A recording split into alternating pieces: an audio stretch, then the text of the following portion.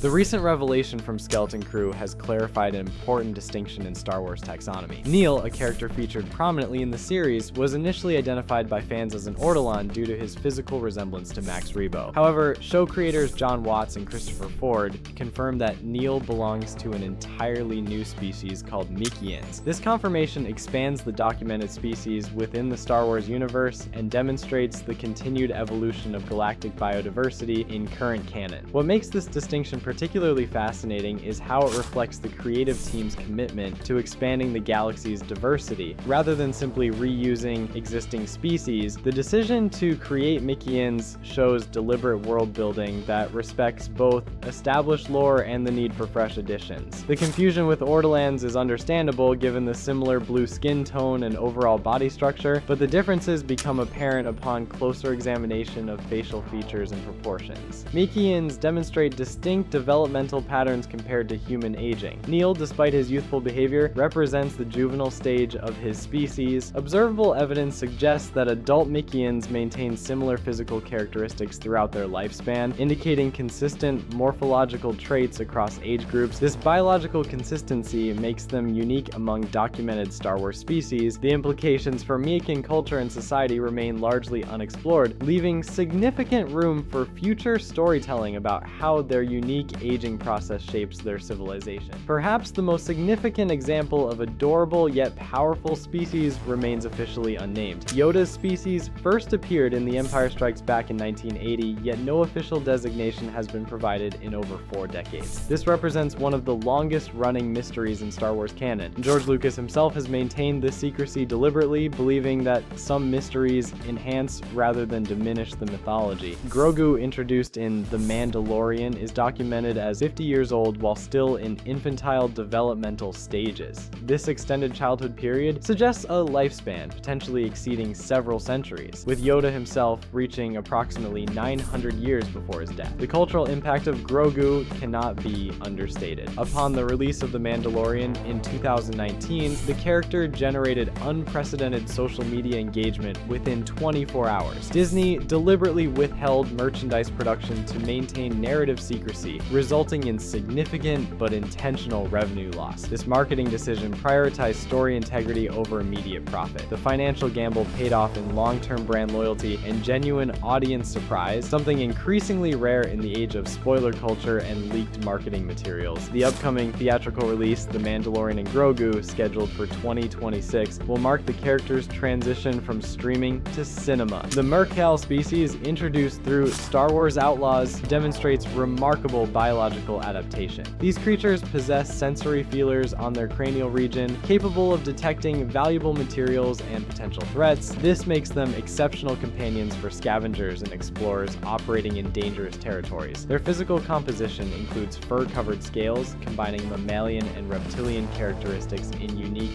hybrid biology. The evolutionary advantages of such hybrid characteristics suggest a homeworld with diverse environmental challenges requiring multiple adaptive strategies. Their compact size, roughly analogous to Earth's small mammals, makes them ideal for navigating tight spaces and accessing areas inaccessible to humanoid companions. The trust bond between Merkal and their chosen partners appears remarkably strong, suggesting high emotional intelligence. Historical records indicate that Jabba the Hutt maintained a collection of Merkal as exotic pets, highlighting their value in illegal wildlife trade. The protagonist K-Vess liberates a Merkal named Nyx during the events of Star Wars Outlaws, establishing a partnership that proves tactically advantageous. Merkal paw pads contain adhesive properties enabling vertical surface navigation, providing access to otherwise unreachable locations. From a practical standpoint, Merkal rank among the most functionally useful companion species in the galaxy. Porgs represent a beakless avian species native to the oceanic world of Ahch-To.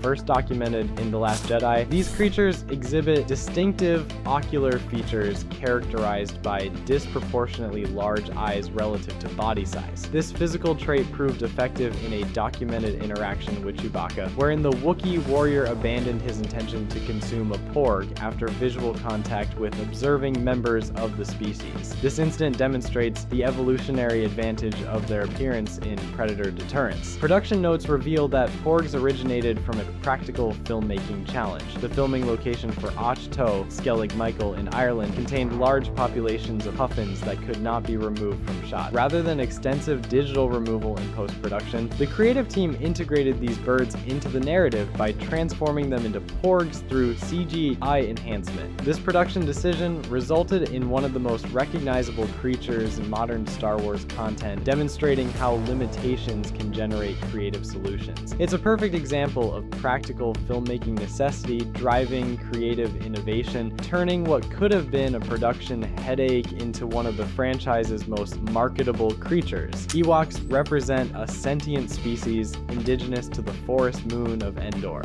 Standing approximately 1 meter tall, these bipedal creatures possess dense fur covering and demonstrate tool-using capabilities despite their primitive technological level. Their society operates through tribal structures with established hierarchies and spiritual belief systems centered around nature worship. Ewoks construct elaborate tree village settlements connected by rope bridges and platforms, showcasing sophisticated architectural understanding. Their cultural sophistication extends beyond mere construction. Ewok society includes complex social rituals, storytelling traditions, and a deep understanding of their forest ecosystem that rivals any technological database. Their ability to quickly assess the Rebel Alliance as potential allies rather than threats demonstrates diplomatic intelligence often underestimated by those who judge them solely on their technological development level. Their role in the Battle of Endor proved strategically significant, as their guerrilla tactics and knowledge of local terrain contributed to the Rebel Alliance's victory over Imperial forces. Ewok weapons include stone-tipped spears, bows, catapults, and log traps capable of disabling AT-ST walkers, proving that technological simplicity does not equate to tactical ineffectiveness. Jawas constitute a sentient species native to Tatooine, characterized by their small stature of approximately 1 meter and their distinctive glowing eyes visible beneath hooded robes. These creatures operate in organized clans and have developed a scavenger-based economy focused on salvaging and trading mechanical components. Their dense fur provides protection from Tatooine's harsh desert climate, while their robes offer additional shielding from the twin suns' intense radiation. Jawas travel in massive sandcrawler vehicles, mobile fortresses that serve as both transportation and mobile trading posts across the desert waste. Their language consists of a complex series of vocalizations that sound like rapid,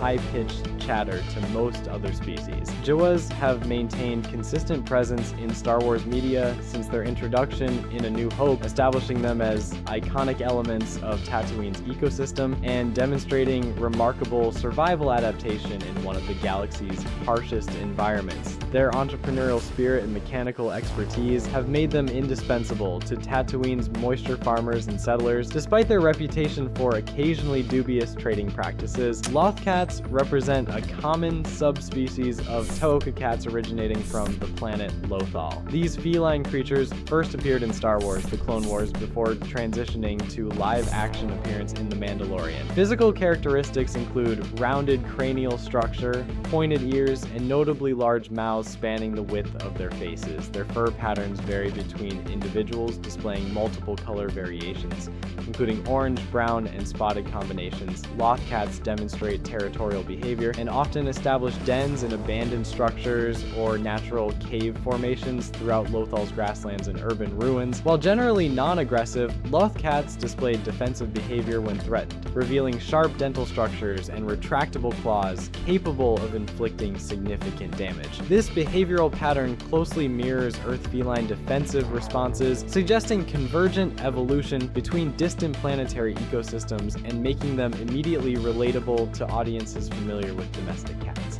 Lava meerkats, designated by some sources as fire rats, inhabit the volcanic world of Navarro. First documented in Season 1, Episode 8 of The Mandalorian, these creatures exhibit an extraordinary biological capability: pyrokinetic breath. Cara Dune's rescue of a lava meerkat in Season 2 provided the first documented observation of this fire-breathing ability. The evolutionary purpose of this trait likely relates to defense mechanisms or territorial displays, though some xenobiologists theorize it may assist in hunting prey within volcanic tunnel systems. Their physiology must include specialized organs capable of producing and safely expelling combustible materials without self-injury, representing a remarkable adaptation to extreme environmental conditions. Lava meerkats possess distinctive markings and coloration that help them blend into the volcanic rock formations of their native habitat. These creatures have achieved commercial success, with replica merchandise available at Galaxy's Edge theme park locations, complete with species-accurate sound effect reproduction. Fathiers constitute a quadrupedal species utilized for racing entertainment on Cantonica near Canto Bight. These creatures measure approximately twice the size of Earth horses, with proportionally smaller facial features and enlarged auditory organs that provide enhanced hearing capabilities. Their muscular build enables sustained high-speed running across varied terrain, making them ideal for competitive racing circuits. Fathiers possess remarkable endurance, capable of maintaining galloping speeds for extended periods without exhaustion. Documentation from The Last Jedi reveals systematic abuse of Fathiers by stable management, including physical violence and inadequate care conditions such as insufficient food, cramped stabling, and forced performance despite injury. The liberation of these animals by Rose Tico and Finn represents one of the few documented rescue operations of exploited fauna in Star Wars canon, sparking widespread debate about animal rights and ethical treatment of sentient creatures used for entertainment purposes throughout the galaxy.